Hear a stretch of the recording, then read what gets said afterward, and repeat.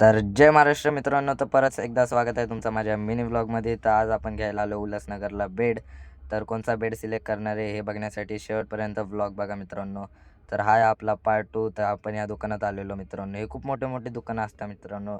उल्हासनगरच्या फर्निचर मार्केटमध्ये खूप मोठे मोठे असतात दुकानं. मग काय बेड बुक करून आम्ही निघालो इथं कॉटन घ्यायला, कापूस घ्यायला. रोशनदादाच्या घरी देवी बसणार आहे, तर त्याला लायटिंग पण लागणार, ते पण घेतलं. मग काय सगळं सामान घेऊन हे आमचं चौरंग आत्याने डोक्यावर घेतलेलं.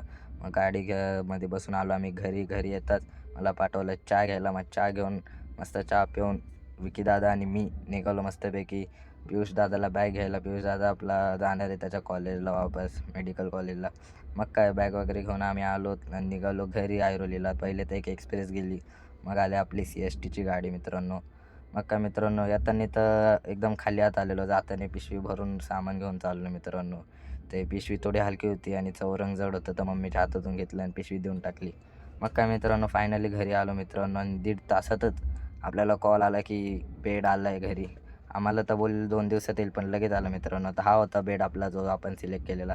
मग काय बेड फिक्स करून जाताच पप्पा बोलले गाडीत जाऊन बस, गाडी चालू कर, बघ चालू होते का नाही.